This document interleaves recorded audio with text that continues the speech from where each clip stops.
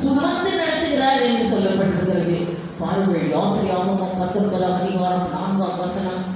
430 எகிப்திலிருந்து புறப்பட்ட 430 வருஷ அடிமைகள், எகிப்திலிருந்து புறப்பட்ட 20 லட்சம் ஜனங்களையும் சுமந்து கொண்டு போனாராம். தோளில வச்சு சுமந்து கொண்டு போனாராம். 40 வருஷம் தோளில் வைத்து சுமந்து கொண்டு, அழுத போல சுமந்து கொண்டு போனேன். உபாகமம் 32ஆம் அதிகாரம் 11, 12. கழுகு தன் குஞ்சுகளை எப்படி தன் தோளின் மேல் சுமந்து கொண்டு போகிறதோ அதே போல அவர்களை 20 லட்சம் ஜனங்களையும் தன் தோளிலேயே 40 வருஷம் சுமந்தேன் என்று கர்த்தர் சொல்கிறார். படியுங்கள். உபாகமம் 32, 11, 12. கழுகு தன் கூட்டை கலைத்து தன் குஞ்சுகளின் மேல் அசைவாடி தன் செட்டைகளை விரித்து அவைகளை எடுத்து அவைகளை தன் செட்டைகளின் மேல் சுமந்து கொண்டு போகிறது போல, கழுகு சுமந்து கொண்டு போகிறது போல கர்த்தர் அவர்களை வழி நடத்தினார். அந்நிய தேவன் அவர்களை 40 வருஷம். யாத்திரையாகமம் 19ஆம் அதிகாரம் 4ஆம் வசனத்திலும் கழுகு சுமக்கிறமாக நான் அவர்களை சுமந்து கொண்டு வந்தேன் 40 வருஷம் என்று சொல்லுகிறார். வனாந்தரத்திலே 19 நாள். யாத்திரையாகமம் 19 நாள். நான் எகிப்தில் செய்ததையும் நான் உங்களை கழுகுகளுடைய செட்டைகளின் மேல் சுமந்து நான் உங்களை கழுகுகளினுடைய செட்டைகளின் மேல் சுமந்து கொண்டு உங்களை என் அண்டையிலே சேர்த்துக் கொண்டதையும் நீங்கள் கண்டிருக்கிறீர்கள். எத்தனை நாள்? இந்த 40 வருஷம் என்று எழுதப்பட்டது. கழுகை போல சுமந்து கொண்டு வந்தேன் என்று சொல்கிறார். கழுகுக்கே தன் குஞ்சுகளின் மேல் அவ்வளவு அக்கறை இருக்கும்போது எனக்கு உங்க வேலை இல்லாமல் போகுமான்னு கேட்கிறார். கழுகு தன் குஞ்சுகளை அப்படியே சட்டையில வச்சுக்கிட்டு அப்படியே தள்ளி விட்டுருக்கோம். கீழே தள்ளிவிட்டு மறுபடியும் அந்த குஞ்சுகளுக்கு அப்படியே கொஞ்சம் பழக்க கற்றுக் கொடுத்து மறுபடியும் தூக்குவோம். இதுதான் வானத்தில் நடக்குது. அதே போலதான் உங்களை என் செட்டைகளின் மேல் நான் சுமந்து கொண்டு வந்தேன் என்று கர்த்தர் சொல்கிறார். ஒரு தாயை போல முட்டிப்பில் வைத்து சுமந்து கொண்டு வந்தேன். எப்படி கொரோனாவுக்கு தப்பிச்சிருக்கிறோம் தெரியுமா? அவர் சுமந்துட்டு வந்ததுனால வந்து கொண்டு வந்து உட்கார வச்சிருக்கிறாரு. இல்லைன்னா கொரோனாவே காலி அடிப்பாங்க, தூக்கிட்டு போய் அவர் சுமந்து கொண்டு வந்து நம்மை நடத்தி கொண்டு வருகிறார் என்கின்ற அறிவு 20 லட்சம் ஜனங்களுக்கும் எப்படி சுமந்து கொண்டார்? தாயை போல, தகப்பனை போல. ஒரு தாய் தேற்றுவது போல் என் நேசர் தேற்றுவார். ஒரு தாய் தேற்றுவது போல் என் நேசர் தேற்றுவார். கரம் பிடித்து நடத்துவார், கண்மலையில் நிறுத்துவார். கரம் பிடித்து நடத்துவார், கண்மலையில் நிறுத்துவார். ஒரு தாய் தேற்றுவது போல் என் நேசர் தேற்றுவார். மார்போடு அணைப்பாரே, மனக்கவலை தீர்ப்பாரே. மார்போடு அணைப்பாரே, மனக்கவலை தீர்ப்பாரே. ஒரு தாய் தேற்றுவது போல் என் நேசர் தேற்றுவார். அவர்கள் வெள்ளியோர் எப்படி பண்பட பண்ணினார் பாருங்கள். அந்த ஜனங்களை முழுமையை புசிக்க கொடுத்தார். அவங்களுக்கு சாப்பாடெல்லாம் எப்படி மனாந்தரத்தில் 78ஆம் சங்கீதம் 23 29 வரை படிக்கும் பொழுது இவர்களுக்கு என்ன சாப்பாடை கொடுத்தார் பாருங்கள்.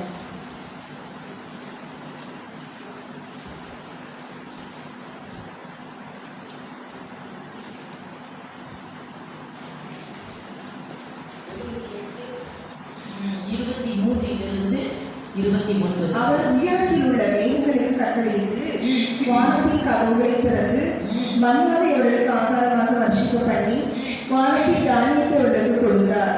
தூதர்களின் அப்பத்தை மனுஷன் சாப்பிட்டார். உயரத்தில் உள்ள மேகங்களுக்கு கட்டளையிட்டு வானத்தின் கதவுகளை திறந்து மன்னாவை அவர்களுக்கு ஆகாரமாக வர்ஷிக்க பண்ணி வானத்தின் தானியத்தை அவர்களுக்கு கொடுத்தார். தூதர்களின் அப்பத்தை மனிதர் சாப்பிட்டாங்க என்று எழுதப்பட்டிருக்கிறது. கடைசி வசனத்தை பார்க்கும்போது 29 அவர்கள் இச்சித்தது எல்லாம் கொடுத்தார். அவர்கள் புசித்து திருப்தி அடைந்தார்கள். அவர்கள் இச்சித்ததை அவர்களுக்கு கொடுத்தார். இச்சித்ததை எல்லாம் அவர்களுக்கு கொடுத்தார். என்னென்ன இச்சிச்சாலும் இரண்டாவது அறிவு இருந்தால் போதும். அவர் என்னை அறிந்து கொண்டிருக்கிறார், அவர் என்னை நோக்கமாயிருக்கிறார், என்னை பார்த்து கொண்டிருக்கிறார் என்று நீ நம்பினால் இந்த 2025 என்னென்ன ஈச்சிக்கிறது தான் தெரியும். அது எல்லாம் கிடைக்கணும். அவர்கள் ஈச்சித்தது எல்லாம் அவர்களுக்கு கொடுத்தார் என்று சொல்லப்பட்டிருக்கிறது. பாருங்கள், அது மாத்திரமல்ல, 78 அவர்கள் 78ஆம் சங்கீதம் 44 53 வரை படிக்கும் போது 78 44 அவர்களுடைய நதிகளை இரத்தமாக மாற்றி இஸ்ரவேல் ஜனங்களுக்கு பாருங்கள் தண்ணீரை குடிக்க கொடுத்தார். கண்மலையிலிருந்து நீரோட்டங்களை புறப்பட பண்ணி நதிகளை பயங்கரமா தண்ணீரால் நிரப்பினார் என்று எழுதப்பட்டிருக்கிறது. அவர்கள் புசித்து குடித்தார்கள் தண்ணீர் நீரோட்டங்கள். ஆனா சத்துருக்களுக்கு என்னாச்சு தெரியுமா? அவங்க சத்துருக்களுக்கு பயப்பட்டிருந்தா ரத்தம் தான் வரும். படியுங்கள். அவர்களுடைய நதிகளை எல்லாம் ரத்தமாகவே மாற்றி அவர்களுடைய ஆறுகளில் உள்ள ஜலத்தை அந்த ரத்தத்தை குடித்து செத்தார்கள். தண்ணியே வரல, ரத்தம் தான் வருது. அவங்க ஆறெல்லாம் ரத்தமாக்கிட்டாங்க. அவங்க பயப்பட்டிருந்தா ரத்தம் வந்து ரத்தத்தையே குடித்து அவர்கள் சத்துருக்கள் செத்தார்கள்.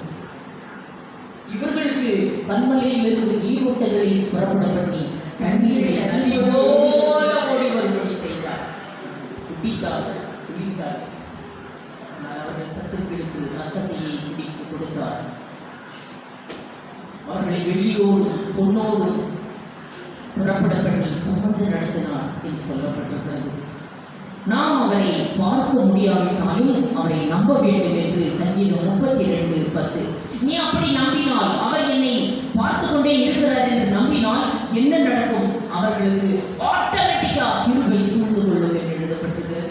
பாருங்கள், அவர்களை ஆட்டோமேட்டிக்கா கிருபை சூழ்ந்து கொள்ளும். கர்த்தரை நம்புகிறவனையோ கிருபை சூழ்ந்து கொள்ளும் என்று எழுதப்பட்டது. ஆட்டோமேட்டிக்கா வந்து கிருபை. அவரை பார்க்கிறார், அவர் பார்க்கிறார். நான் எப்படி இதை செய்ய முடியும்?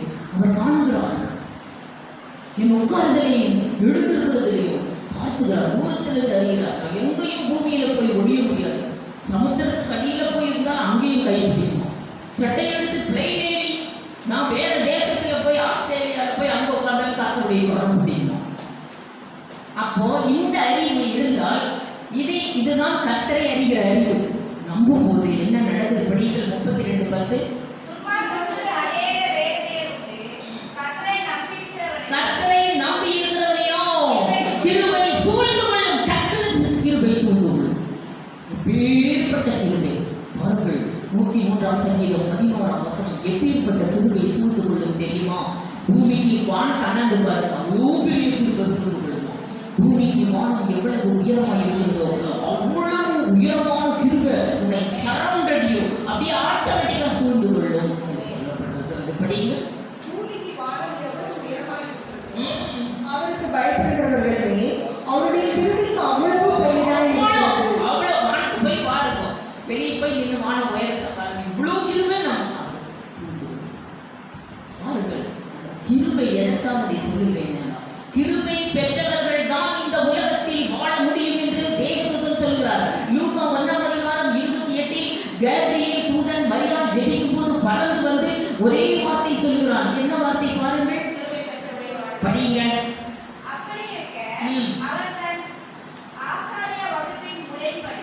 லூக்கா 1:28 வசனம். அவள் இருந்த வீட்டிலே கேப்ரியேல் பிரவேசித்து கிருபை பெற்றவளே வாழ்க. நீ வாழ்ந்துகிட்டே இருப்ப. கிருபை பெற்றுட்டா உன்னை சாகவே மாட்ட. நீ எங்கேயாவது ஏதோ ஒரு மூலையில வாழ்ந்துகிட்டே இருப்ப. கிருபை பெற்றவளே நீ வாழ்க என்றான் தேவன். கிருபை இல்லாதவர்கள் வாழவே முடியாது. என்னைக்காவது செத்தே போவ, வாழவே முடியாது. கிருபை பெற்றவர்கள் மாத்திரம்தான் வாழ முடியும் என்று வேதம் சொல்லுகிறது. கிருபை பெற்றவர்களே வாழ், மற்றவர்கள் வாழவே முடியாது.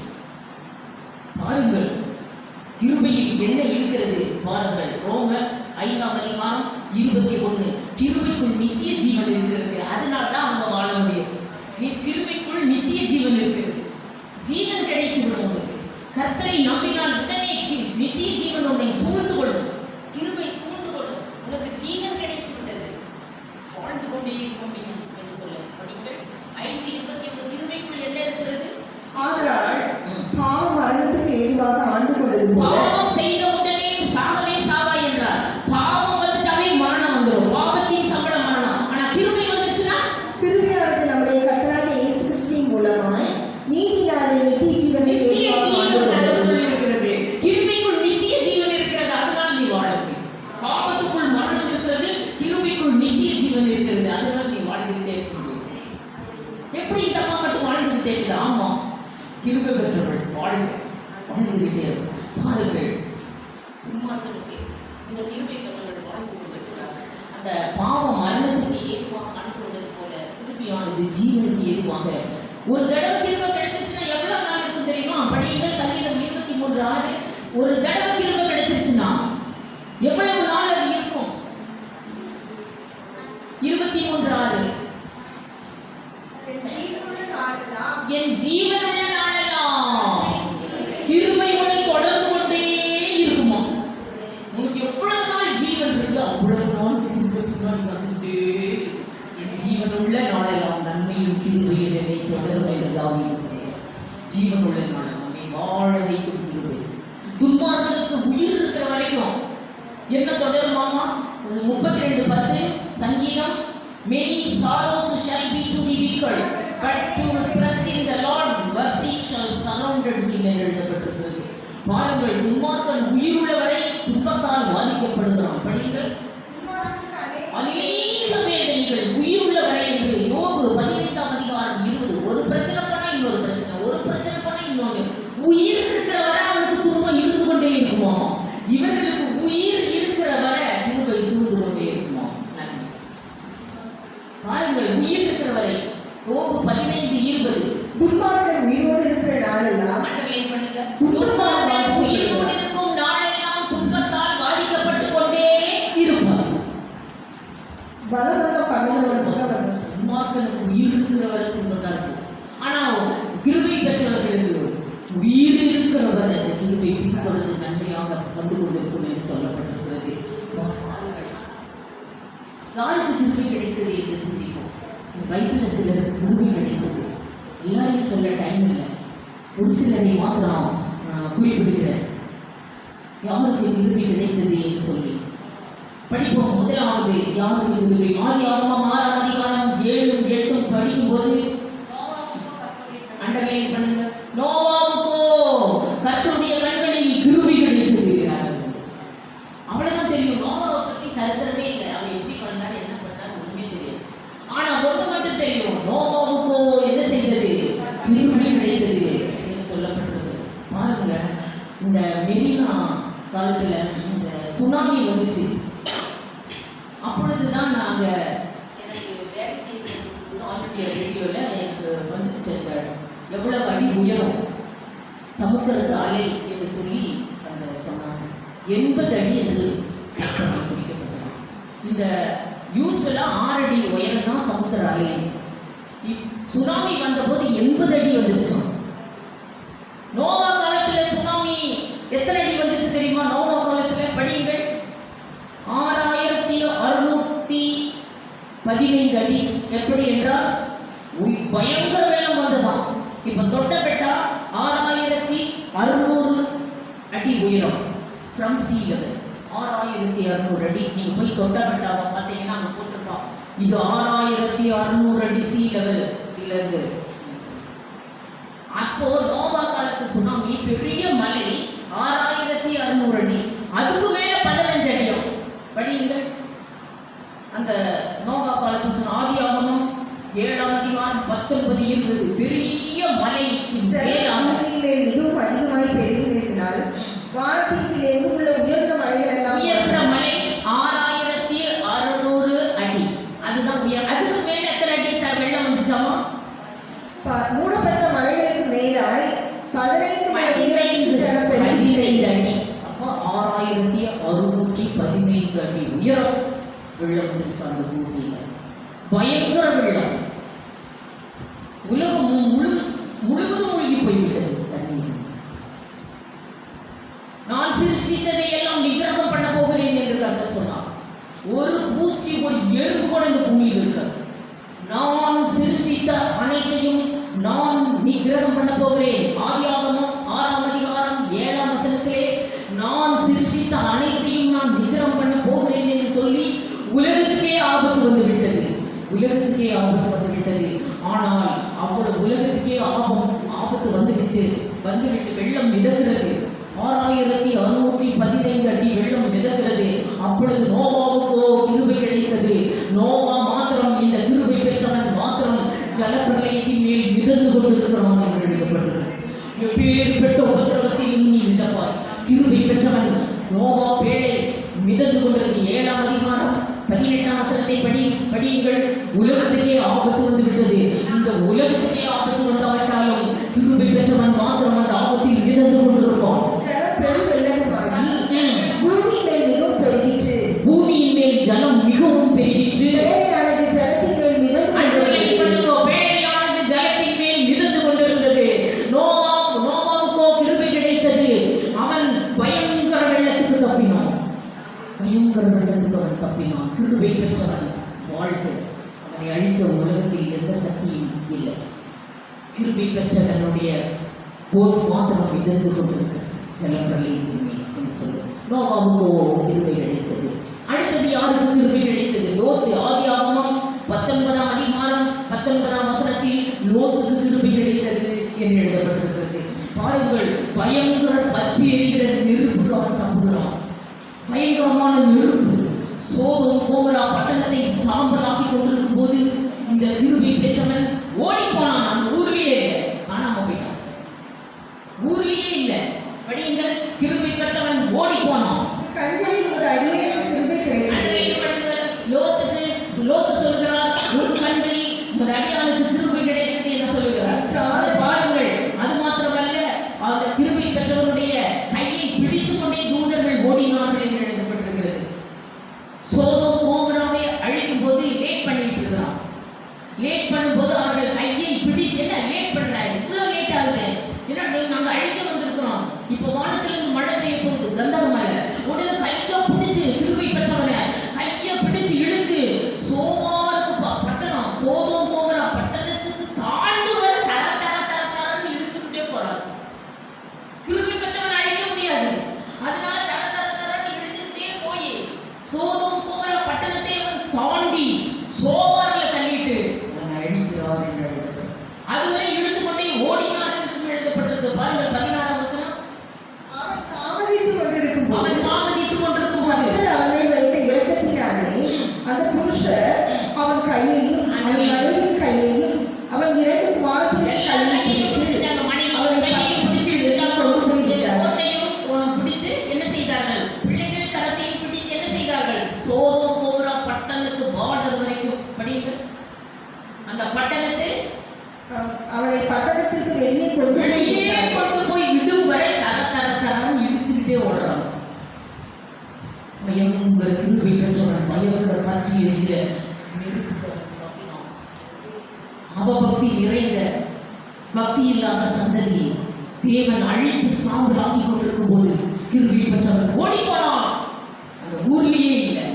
இப்ப பாருங்க, காசா பட்டணத்துல அடிக்கிறாங்க விசை. எல்லாரும் செத்து இத்தனை பேர் செத்தான். இங்க நம்ம நாட்டுல யாராவது மிசைல் அடிக்க வந்தாங்கன்னா கிருபை பெற்றிருந்தீங்கன்னா எங்க போனே தெரியாது. ஊர்ல ஆளே இருக்காது. ஊர்ல சென்னை பட்டணத்தை குறி வச்சுட்டாங்கன்னா சென்னை பட்டணம் ஒரு ஆள் இருக்காது. எங்க பண்ணணும்னு தெரியாது. தேவதூத தரன்னு இழுத்துட்டு போய் எங்கேயோ தள்ளிடுவாங்க. கிருபை பெற்றவனை இயற்கை கூட அழிக்க முடியாது. மிசைல் அடிக்கும் போது இங்க ஒரு ஆள் இருந்தா தானே அவங்க மேல அடிக்கும். ஒருத்தமே காணும். வெறும் மரத்து மேல அடிச்சு பத்திட்டு ஏறிய வேண்டியதுதான். கிருபை பெற்றவன் ஓடி போனான். பற்றி எரிகிற நெருப்புக்கு அவன் தப்பினான் என்று. மூன்றாவது, தாவீதுக்கு கிருபை கிடைத்தது. 1 ராஜாக்கள் 3ஆம் அதிகாரம் 6ஆம் வசனத்தில் தாவீதுக்கு கிருபை கிடைத்தது. அவன் என்ன செய்தான்? கிருபை கிடைத்தான்.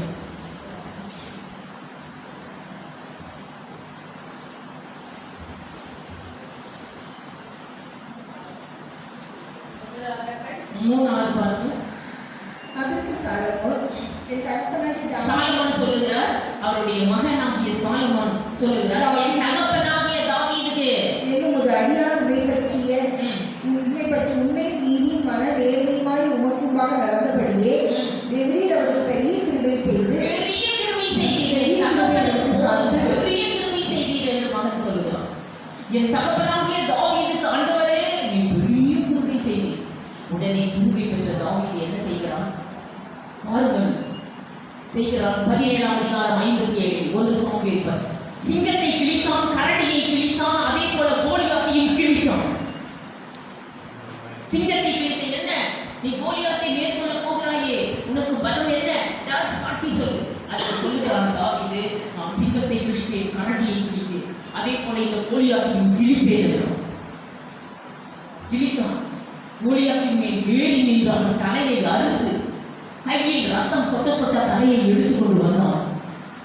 17:57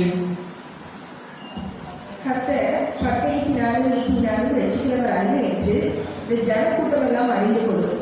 யுத்தம் கர்த்தருடையது, அவர் உங்களை எங்கள் கையில் ஒப்புக் கொடுப்பார் என்றார். 17:57 தாவீது பெலிஸ்தரை கொண்டு திரும்புகையில் பெலிஸ்தியனை தாவீது கொன்று திரும்புகையில் அப்னேர் அவனை சவுலுக்கு முன்பாக அழைத்துக் கொண்டு போகிறார். சவுலோட படை தளபதி அப்னேர்.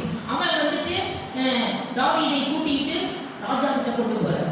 இவன் என்ன பண்ணிட்டான், கோலியாத் மேல ஏறி அவன் தலையை அறுத்து கையில் எடுத்துக்கொண்டு ரத்தம் சொட்ட சொட்ட எடுத்துக்கொண்டு போகிறார் ராஜா. அப்னேர் அழைத்து கொண்டு போகிறான். உடனே ராஜா அப்னேரை பார்த்து சொல்லுகிறார், அப்னேரே அப்னேரே, இந்த பிள்ளையான் தான் யாருடைய மகன், இப்படி அறுத்து கொண்டு வருகிறானே. அதுக்கு அப்னேர் சொல்ல, ஐயோ சத்தியமா எனக்கு இவன் யாருன்னே தெரியாது. அதுவே சரி அவனையே கேளுங்க அப்படின்னு கேட்கிறார். யாருடைய மகனா இருந்தா என்ன, கிருபை பெற்றவன் படியுங்கள். அப்னேர் கேட்கிறார், யாருடைய மகனே எனக்கு தெரியாது என்று சொல்லும் போது இங்கே அழைத்தபடியினால் அவன் அடுத்தது கோலியாத்தை அவன் கிழித்து விட்டான். தாவீதுக்கு கிருபை கிடைத்தது. 4ஆவதாக ஆபிரகாமுக்கு கிருபை கிடைத்தது. படியுங்கள் 24ஆம் அதிகாரம் 27ஆம் வசனத்தை எலியேசர் சொல்கிறார், என் எஜமானாகிய ஆபிரகாமுக்கு அதிகமான கிருபை இருக்கிறது என்று சொல்கிறார். உடனே கிருபை பெற்றவனை கர்த்தர் ஆசீர்வதிக்கிறதை பாருங்கள். ஆதியாகமம் 12ஆம் அதிகாரம் 2-3. ஆபிரகாமுக்கு கிருபை கிடைத்தது, ஆதலால் கிருபை கிடைத்தவர்களுக்கு கிடைக்கக்கூடிய ஆசீர்வாதம். படியுங்கள் 12:2-3. 12:2-3. நான் உன்னை பெரிய ஜாதியாக்கி உன்னை ஆசீர்வதித்து கிருபை பெற்றவர்களுக்கு என்ன ஆசீர்வாதம்? உன் உன் பேரை பெருமைப்படுத்துவேன், நீ ஆசீர்வாதமாக இருப்பாய். அண்டர்லைன் பண்ணுங்க, உன்னை ஆசீர்வதிக்கிறவர்களை நான் ஆசீர்வதிப்பேன், உன்னை சபிக்கிறவர்களை நான் சபிப்பேன். போதும்.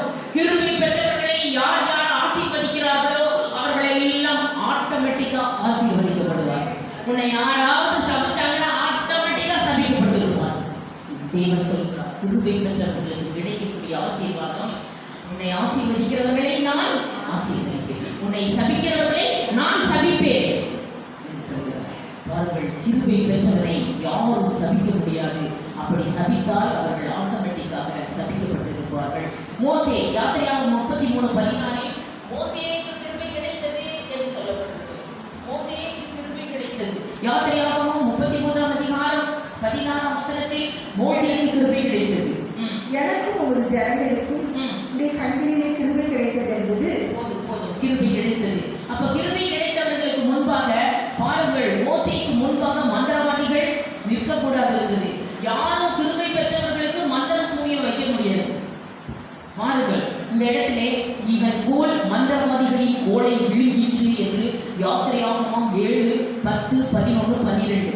ஆதலால் 9ஆம் அதிகாரம் 11 மோசேக்கு முன்பாக எந்த மந்திரவாதிகளும் நிற்கக்கூடாது இருந்தது.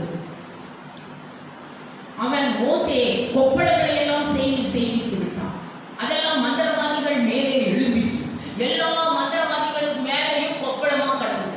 உடனே மந்திரவாதிகள் மோசேக்கு முன்பாக ரன்னிங் ரேஸ் ஓடி போனோம். உன்னை பார்த்து எல்லா மந்திரவாதிகளும் ஓடுவார்கள். கிருபை பெற்றவருக்கு கிடைக்கக்கூடிய பெரிய ஆசீர்வாதம். படியுங்கள் 9ஆம் அதிகாரம் 11ஆம் வசனம். அந்த கொப்பளங்கள் மந்திரவாதிகள் மேல் எகிப்தியர் எல்லார் மேலும் உண்டானதினால் அந்த கொப்பளங்கள் நிமித்தம் அந்த கொப்பளங்களின் நிமித்தம் மந்திரவாதிகள் மோசேக்கு முன்பாக நிற்க கூடாது இருந்தது. எல்லாம் மூடிட்டோம்.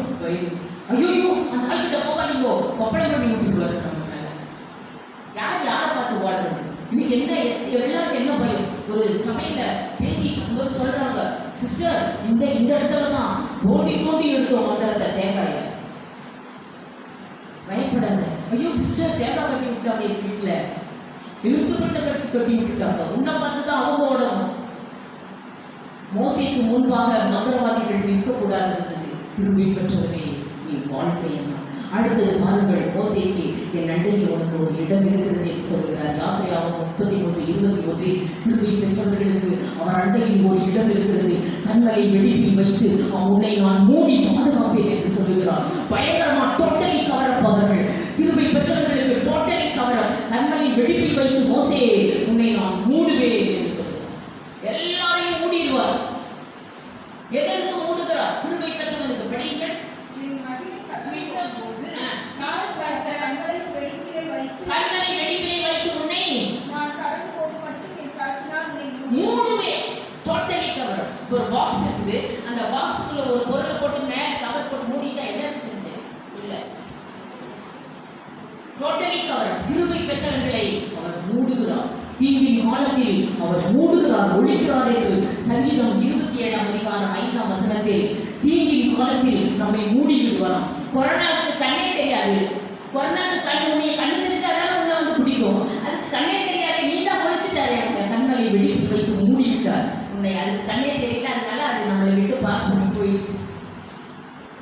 எத்தனை உருவாகி வந்தாலும் சரி கொரோனா, அதுக்கு கண்ணே தெரியாது. கண்களை வெடிப்பில் வைத்து அவனை மூடுவேன் என்று சொல்லுவார். மூடிட்டார், மூடிடுவார். எதற்கு? தீங்கின் காலத்தில் என்ன செய்கிறார்? 27ஆம் அதிகாரம் 5ஆம் வசனம். தீங்கு நாளில் அவர் தமது கூடாரத்தை என்னை மறைத்து ஒழிச்சிருவார். நம்ம எல்லாம் சாத்தானுக்கு கண்ணே தெரியாது, ஒழிச்சிருவாராம். உயர்த்துவார். தீங்கு நாளில் கூடார மறையில் தேடி சேர்த்தென்னை மறைப்பார்.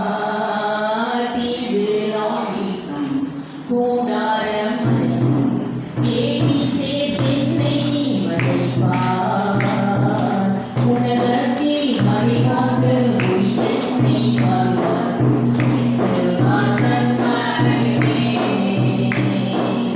உலகத்தில் மறைவாக ஒளியென்னை வாழ்வார்.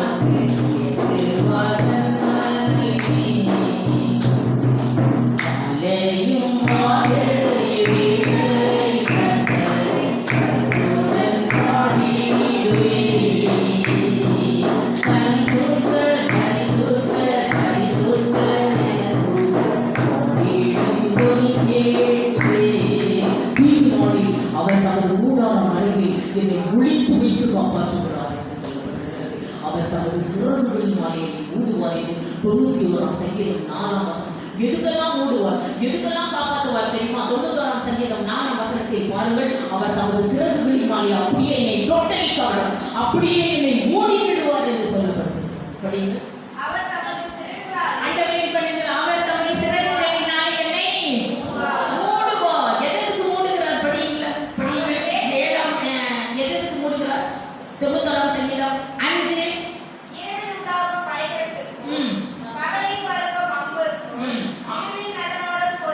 கொள்ளை நோய். அந்த கொரோனாவுக்கு மூடு வரணும். இரவில் தான் வருமா கொரோனா, கொள்ளை நோய், அதுக்கெல்லாம் மூடிடுவாரு. 6 சங்காரம். இரவில் பயங்கரம், பகலில் பறக்கும் அம்பு, இருளில் நடமாடும் கொள்ளை நோய், மத்தியானத்தில் பழாக்கும் சங்காரம், எல்லாத்துக்கும் மூடிடுவார் டோட்டலா. இரவில் பயங்கரத்திற்கும் பகலில் பறக்கும் அம்பும் இருளில் நடமாடும் கொள்ளை நோய்க்கும் நான் பயப்படவே மாட்டேன். நடமாடும் கொள்ளை நோய்க்கும்